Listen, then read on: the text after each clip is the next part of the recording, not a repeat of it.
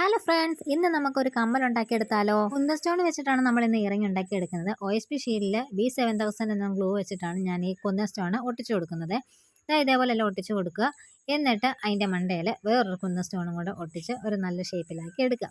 പിന്നെ നമ്മൾ ചെയ്തെടുക്കുന്നത് ഇതിൽ സ്റ്റോൺ ചെയിൻ വെച്ചിട്ടാണ് ബാക്കിയും കൂടെ ഒട്ടിച്ച് കൊടുക്കുന്നത്. റൗണ്ട് ഷേപ്പിലുള്ള കുന്തൻ സ്റ്റോൺ വെച്ചിട്ട് നമുക്കൊരു സ്റ്റഡും കൂടെ റെഡിയാക്കി എടുക്കാം. അത് നന്നായിട്ട് ഉണങ്ങി വരുന്ന സമയത്ത് നമുക്ക് ബാക്കി പരിപാടിയൊക്കെ കിടക്കാവേ. വൈറ്റ് കളറിലെ ഒരു ക്രിസ്റ്റൽ ബീഡ്സ് ഇതുപോലെ ഹെഡ് പിന്ന് വെച്ചിട്ട് ഒന്ന് ലോക്ക് ചെയ്ത് കൊടുക്കാം.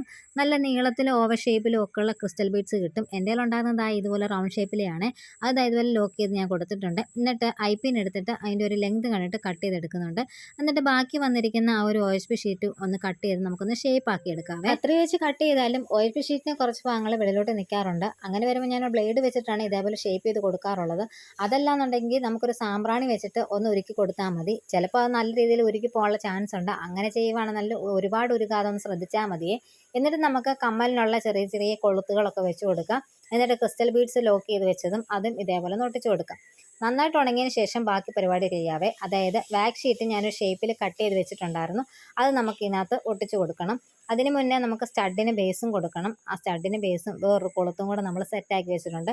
ഇതെല്ലാം നന്നായിട്ട് ഉണങ്ങിയതിന് ശേഷമാണ് വാക്സ് ഷീറ്റ് അതിൻ്റെ ബാക്കിൽ ഇതേപോലെ ഒട്ടിച്ചു കൊടുക്കുന്നത്. ഞാൻ ഈ ചെയ്തതുപോലെ മുത്തുകൾ അറ്റത്ത് വെക്കുന്നുണ്ടെങ്കിൽ രൂഹത്തിന് വാക്സ് ഷീറ്റ് കട്ട് ചെയ്ത് ഒട്ടിക്കുന്നതിന് പകരം ഇതേപോലെ ഷേപ്പിൽ കട്ട് ചെയ്ത് നേരത്തെ വെക്കുന്നതായിരിക്കും നല്ലത്.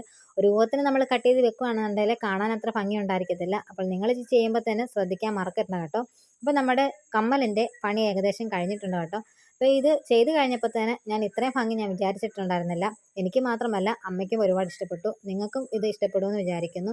ഇഷ്ടപ്പെട്ടിട്ടുണ്ടെങ്കിൽ നമ്മുടെ അക്കൗണ്ട് ഒന്ന് ഫോളോ ആക്കാനും ചാനൽ സബ്സ്ക്രൈബ് ചെയ്ത് സപ്പോർട്ട് ചെയ്യാനും മറക്കരുത്.